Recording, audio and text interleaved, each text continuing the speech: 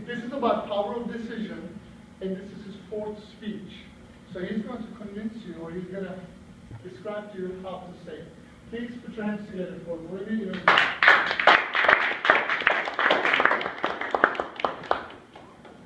Thank you, Mr. Toastmaster. Toastmasters and guests. What's the difference between human beings and every other animal in the entire world? See, I believe it's the power of decisions and choices. God gave us the ability to decide and to choose. See, Tony Robbins says it's in the power of decisions that your destiny is shaped. So tonight I'm going to talk about a few decisions that I've made in my life that are shaping my life. You decided to come to Toastmasters. It's raining outside. We have a lot more guests tonight than we usually do when it's raining. You guys obviously decided that speaking was something that you wanted to work on. Me, I decided that I would never listen to anybody that did not have anything that I want. I decided to join Toastmasters because I knew it's a lot of great speakers here. So they can give me advice on what I need to work on. It's like this. Would you go to the gym and get a fat personal trainer? I would. Or would you get financial advice from a broke person? I would. See, I was reading a great book by George Clayson. It's called The Richest Man in Babylon. And he said, in one of the stories in the book, he describes the richest man in Babylon. And there were two guys. One of them was Bonseer, and the richest man in Babylon was Arkai. So Bonseer and his friend wanted to learn how to become wealthy. So they thought that the best thing for me to do is to go to the richest man in Babylon and learn what he does. Because I've been working so hard for 40, 50 years, and I still have nothing to show for it. So they went to Arkai, and Arkai said, yeah, I'll teach you how to get wealthy. So he taught them a couple principles, and this is what he said. You need to learn how to pay yourself 10% of everything you earn. And I want you to come back to me in a year and tell me how that works out. But then again, when you pay yourself 10%, remember to invest some of that money so you can make the money work for you. So a year later, Bonseer paid himself 10%, and he thought he was doing well, and he went to a brickmaker. And he told the brickmaker, listen, I need to invest in something, I need to make some residual income.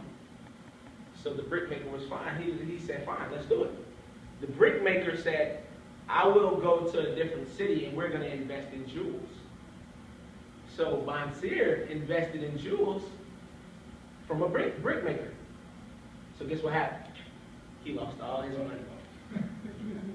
So Arkai came to Bonseer and said, how did it go? He said, I did what you said. I invested my money and I lost all my money. He said, how come? I went to the brickmaker and he said that we can make a lot of money from jewels, but I lost it all. So Arkai looked at him and said, you fool. Why would you go to a brickmaker to learn about jewels? You go to the jeweler to learn about jewels.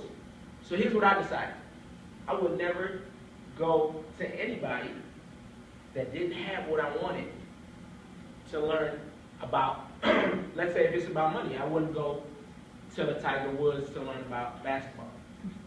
I wouldn't go to Peyton Manning to learn about golf. So here's the thing. The second decision that I made was that I was going to define myself. I wasn't going to let anybody else in this world define who I was. See, growing up, my parents told me this is what you need to do, this is what you need to do. But I clearly learned when I went to college that everything that they told me to do, I wasn't happy with myself when I was in school. So I decided that I was going to define myself.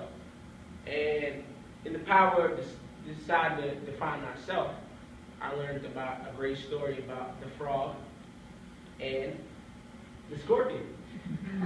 The frog and the scorpion, they wanted to get across the river. So the scorpion was like, hey frog, why don't you let me jump on your back and you carry me across the river? So the frog said, no, why would I do that? You're going to sting me. And the scorpion said, why would I do that? If I sting you, then we both die.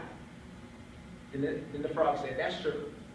So the scorpion hopped on the frog's back, and the frog was swimming, and in the middle of the river, the scorpion stung the frog. And he said, why did you sting me? Now we're both going to die. I stung you because I'm a scorpion. So here's what I decided. If anybody else is going to define who I am, it's going to be me. So I took a piece of paper, and I decided that these were the characteristics that I did not want, and these were the characteristics that I want to define myself as.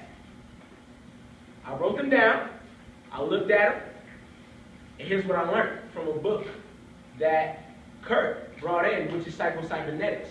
If I learned to act as if I already had what I wanted, then it would come to me. So I started acting as if. And the third thing that I decided that I was going to do was I was never going to quit. I was never going to quit anything that I ever started. Because here's what I know. They never build statues for those who cried and quit. They only build statues for those who commit and conquer. I was never going to quit anything that I started because Michael Jordan didn't quit. When in high school, the basketball coach told him that he wasn't good enough. Oprah didn't quit when she had all those obstacles in her life. She committed and conquered. So here's what I'm going to do. I'm going to ask you guys, what's the decision that you're going to make today that's going to shape your destiny? Mr. Toastmaster.